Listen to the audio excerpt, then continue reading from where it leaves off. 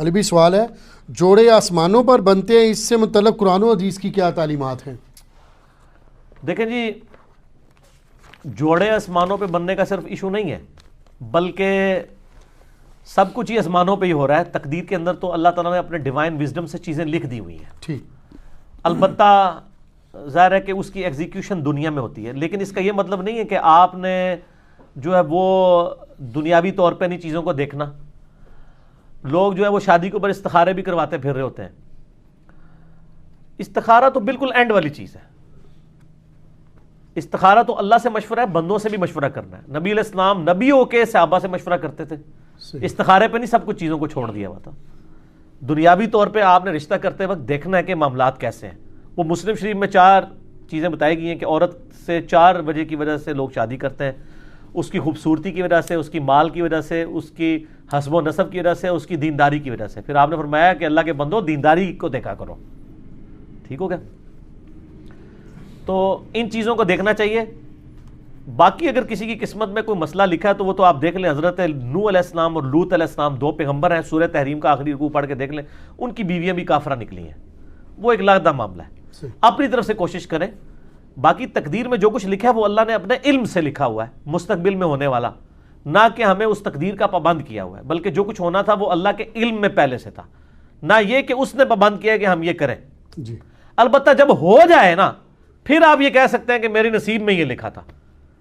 ایک بندہ پیپر دینے کے لیے اسکول ہی نہیں جاتا اور فیل ہو جاتا ہے، پھر کہ جی میری قسمت میں ہی لکھا تھا، وہ تو خود ہی نہیں گیا، خالی پیپر دے آیا، فیل آیا ہے، ٹھیک ہے؟ تو قسمت میں یہ لکھا تھا کہ اگر خالی پیپر دے گا تو فیل ہی ہوئے گا، اور اگر پڑھایا دے گا تو پاس ہو جائے گا، یہ بھی لکھا سی قسمت، تو اسی وہ اڈاپٹ کر لیا، ٹھیک ہو گیا؟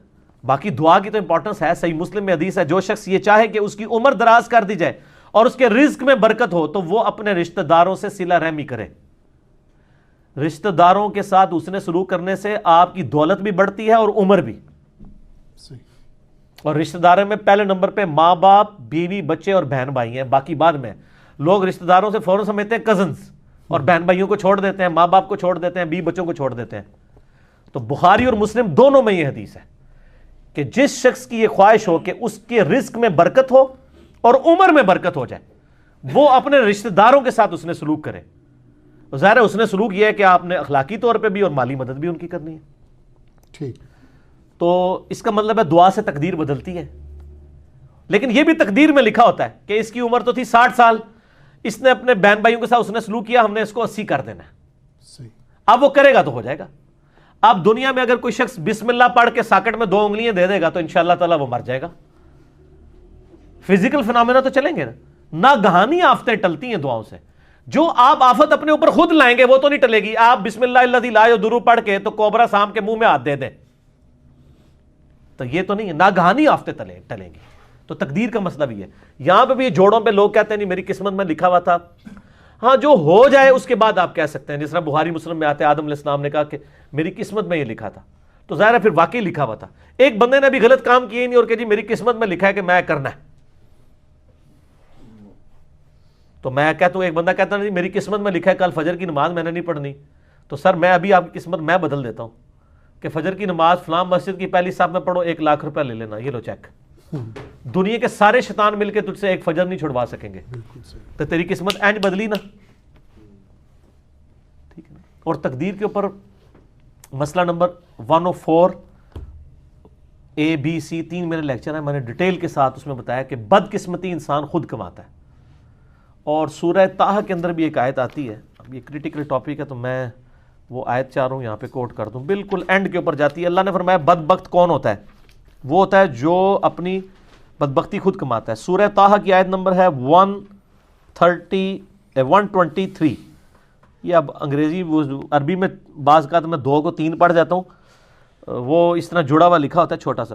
اس میں ہے کہ آدم علیہ السلام کو جب اللہ تعالیٰ نے زمین پہ اتارا تو کہا قَالَ اهْبِطَا مِنْهَا جَمِيعًا، ہم نے کہا کہ اب تم دونوں زمین پر اتر جاؤ، بَعْضُكُمْ لِبَعْضٍ عَدُوٌّ، تم میں سے بعض کا دشمن ہوگا۔ فَإِمَّا يَأْتِيَنَّكُم مِّنِّي هُدًى، اب جب کبھی کوئی ہدایت کی بات میری طرف سے تمہارے پاس آئے گی، یعنی نبیوں کے ذریعے کتابیں، فَمَنِ اتَّبَعَ هُدَايَ، جو کوئی ہدایت کی پیروی کرے گا، فَلَا يَضِلُّ وَلَا يَشْقَى، جو کتابوں کی پیروی کرے گا نہ گمراہ ہوگا نہ بدبخت ہوگا۔